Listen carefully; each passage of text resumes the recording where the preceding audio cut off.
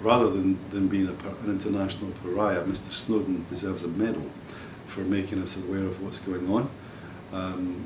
So what we've seen over the last few months is things like major American corporations folding under pressure from the US security agencies to put backdoors into their products, to hand over vast amounts of our data, international data, that they really have no rights to have, and then storing it in massive data centers.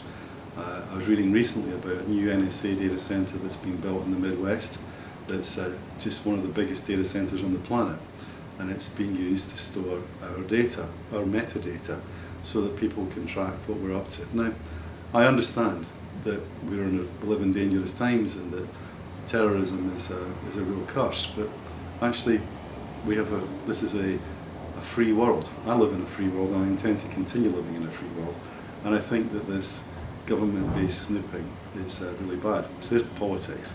Let's now look at the technology. Yes, there are backdoors in everything, and I think if you're an IT operations guy, you really have to think very carefully about what you're doing with your data.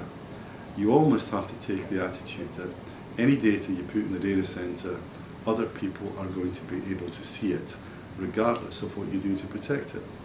So you need to encrypt it, you need to obfuscate it, you need to do things inside the data center that you might think are unnecessary, but actually, because of all the leaks and holes in our security, that you really need to protect it right at the data area.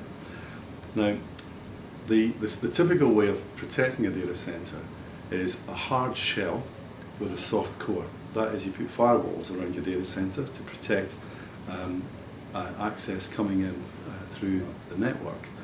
But firewalls are very easy to circumvent, particularly if you drop viruses and malware into your data center, which is, again, easy to do. So the soft core really needs to be fixed, and we need to harden up the data center and make it protect the data center from itself. We also need to be starting to use things like big data analytics to look at usage patterns. Now, in WikiLeaks, there was the Mr. Manning, Private Manning, who pulled all that gigabytes of data off the US government's computers. And if there'd been any analytics looking at usage patterns on that data, someone would have picked up, hey, there's some private downloading gigabytes of stuff, and it would have triggered an alarm.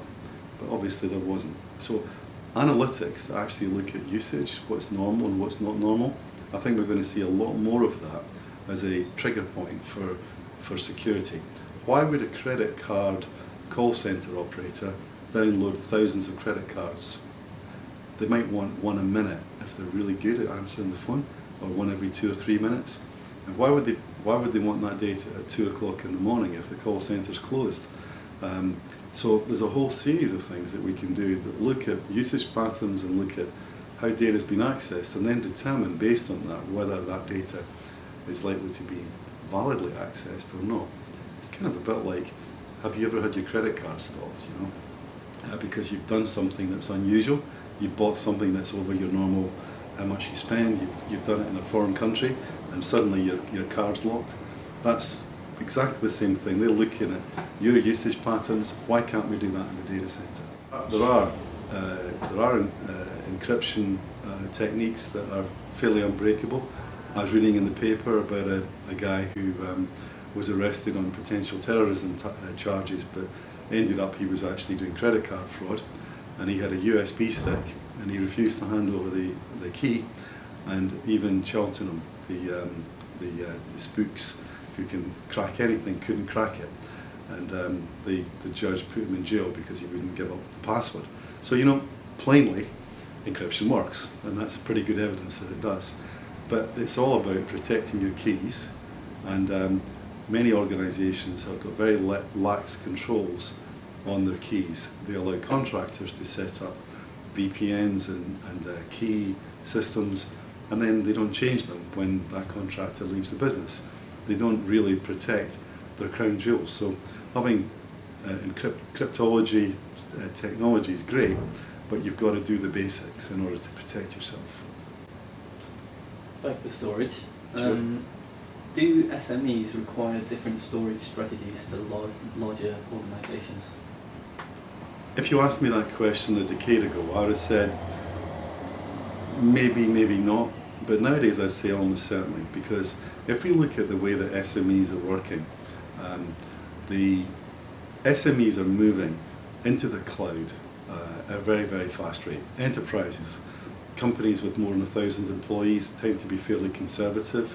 They tend to have lots of legacy applications. They tend to be stuck in the past and really committed to those. So they're sticking with on-premises solutions. Smaller businesses that are more agile are adopting cloud email, cloud storage, cloud applications, Salesforce.com, again their accounts off the web. They're really not, if you're setting up a new business, would you buy a data center? Would you get a data? No, you wouldn't. You would start to consume your IT off the cloud, because that's the way it works. So the answer to the question is today, absolutely, SMEs need to look at their storage differently. And it's almost certainly going to be local, personal storage rather than enterprise storage, because that enterprise storage is going to be on the cloud.